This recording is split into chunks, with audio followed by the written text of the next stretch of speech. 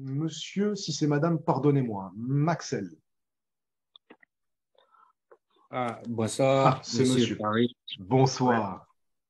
Bonsoir à tout le monde.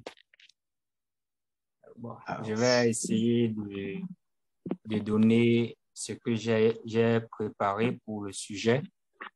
eh bien, nous sommes tout oui, nous vous écoutons. Depuis la nuit des temps, nous observons des personnes quitter leur pays de naissance pour rejoindre d'autres contrées pour diverses raisons, académiques, politiques et surtout économiques. D'où la question de savoir si l'immigration est bénéfique pour le pays d'accueil ou en d'autres termes, si l'immigration permet au pays d'accueil de progresser sur plusieurs aspects.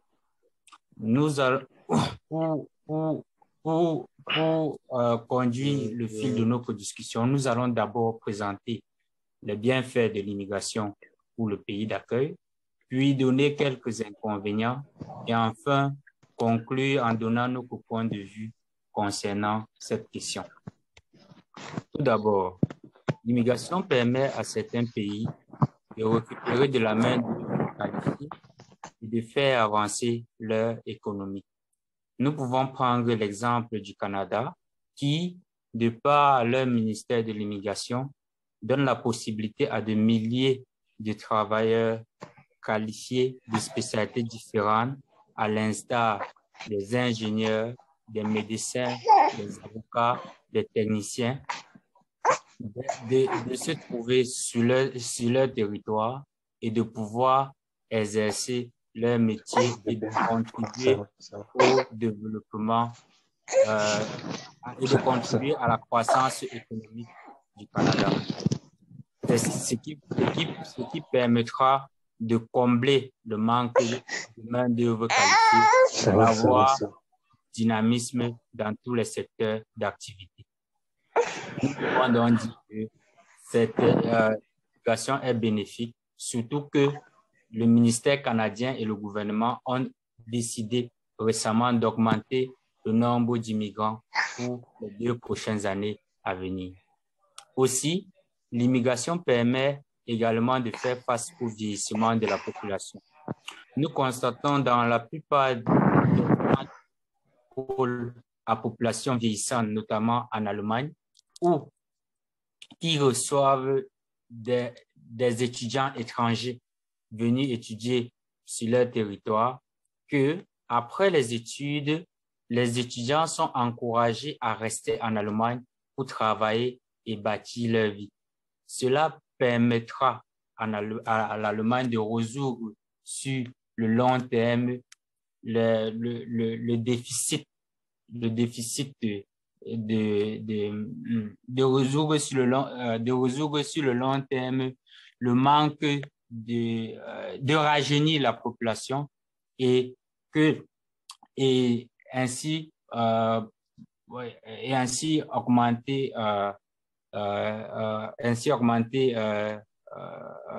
rajeunir la population et ainsi favoriser le rajeunissement de la population. Toutefois, si l'immigration n'est pas contrôlée, cela peut être un gros problème d'insécurité pour le pays d'accueil.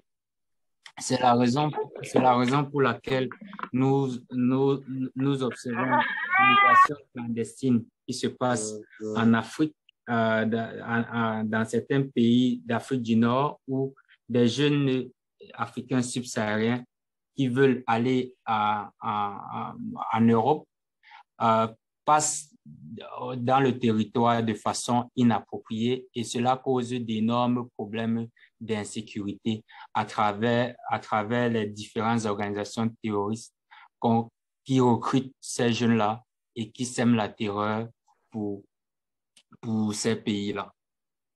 Aussi, si l'immigration n'est pas orientée, on observera par exemple dans certains corps de métier une abondance de main-d'œuvre pour peu d'emplois. Cela favorisera à augmenter le chômage dans ce cas. Et c'est par exemple la raison pour laquelle la sélection des candidats au niveau de l'immigration économique du Canada est faite sur la base de la CNP, qui est le certificat national de profession, ainsi Même si une personne a un bon profil, mais que son métier n'est pas en demande au Canada, il se verra attendre afin de pouvoir immigrer. Cela permet d'éviter une forte main-d'œuvre pour peu d'emplois dans un secteur et de favoriser et de réduire le chômage qui, si cela est maintenu, devrait favoriser le vagabondage et l'insécurité. Pour conclure, je dirais que l'immigration apporte énormément d'aspects positifs pour le pays d'accueil. Les nouveaux immigrants arrivent, apportent leur savoir-faire qui aide à booster l'économie, leur savoir-vivre et leur savoir-être qui contribuent à améliorer la diversité culturelle du pays.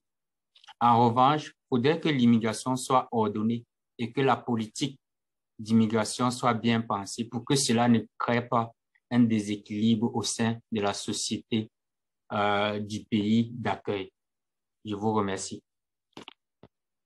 Merci beaucoup, Monsieur Maxel. Alors, au niveau du timing, on est à 5 minutes 40. Donc, on est un petit peu trop haut. C'est la problématique inverse de ce qu'on a habituellement. De votre côté, l'objectif, ça va être d'essayer de ne pas trop en dire pour tenir en 4 minutes 30.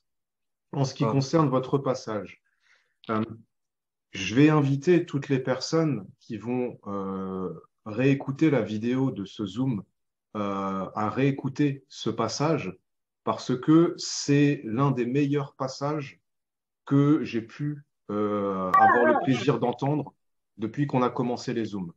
C'est vraiment excellent. Vous êtes Merci, allé monsieur. chercher du langage tel que à l'instar de. Je vais la copier dans le chat. À l'instar de, c'est un synonyme de à l'exemple de, à la manière de, mais dans une version beaucoup plus jolie. C'est absolument excellent, Monsieur Maxel.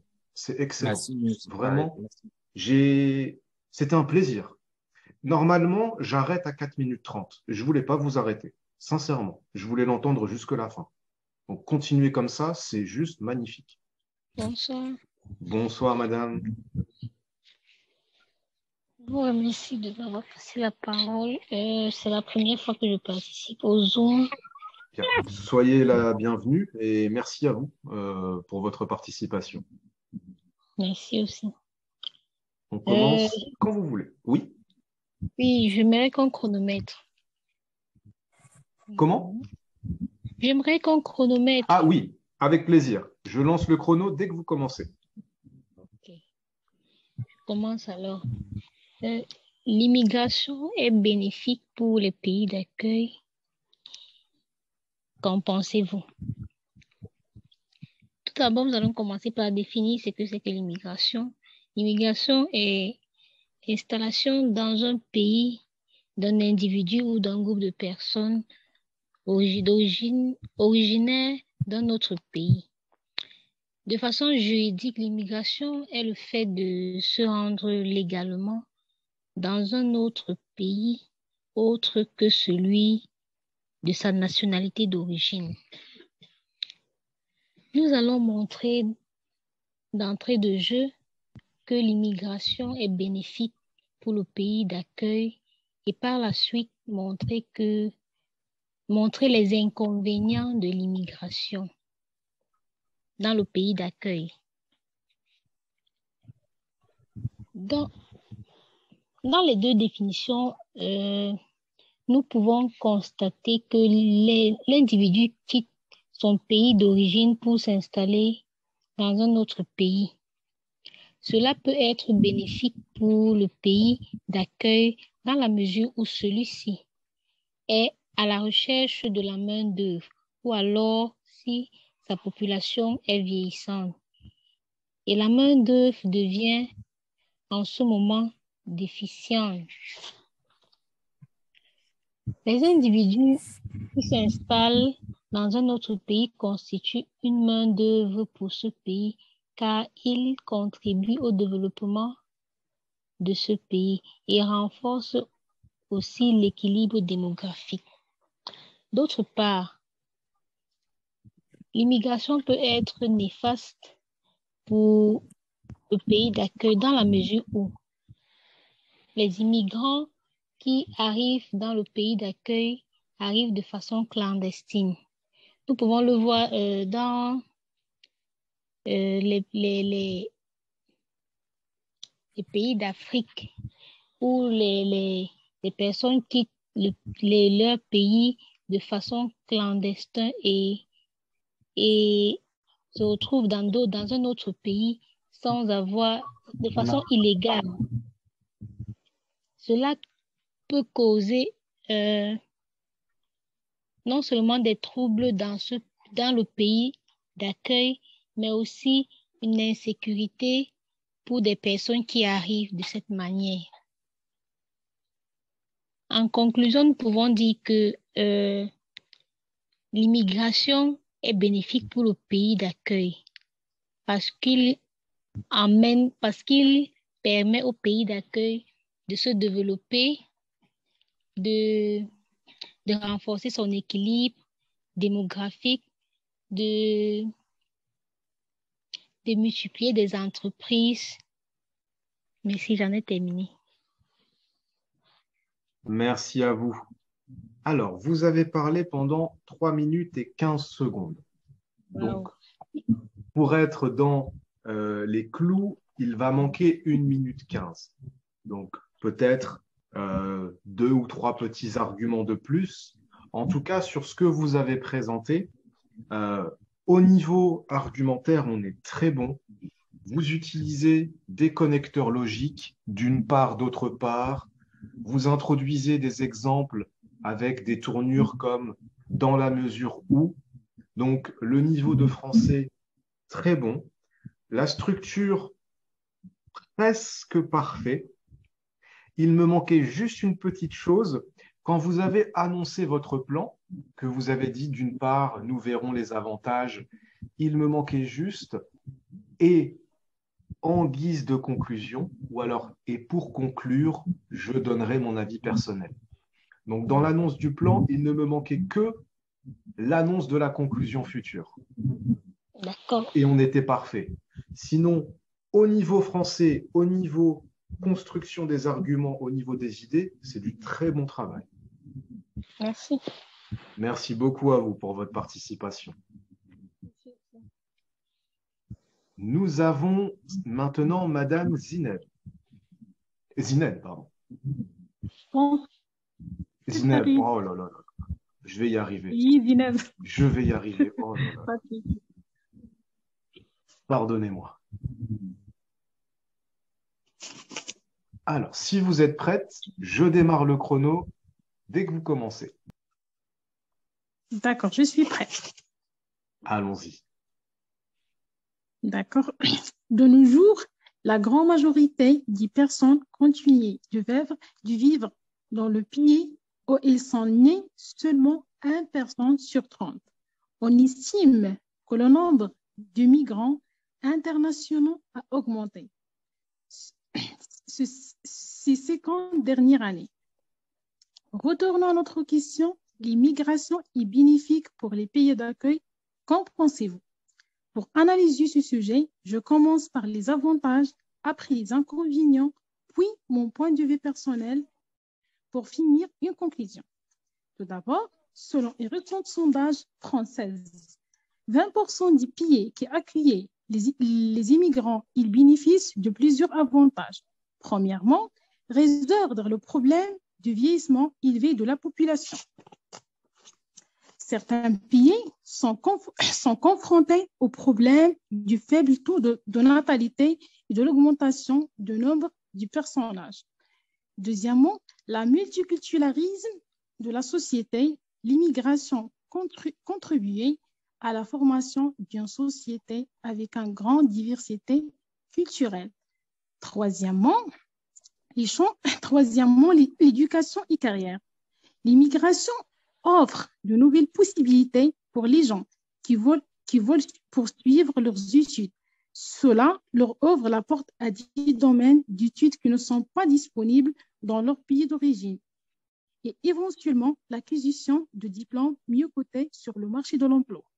De même, les opportunités d'emploi et la flexibilité de la réglementation du pays d'accueil peuvent accélérer l'expansion sociale et les migrants qui ne peuvent pas accéder à de telles occasions dans son pays.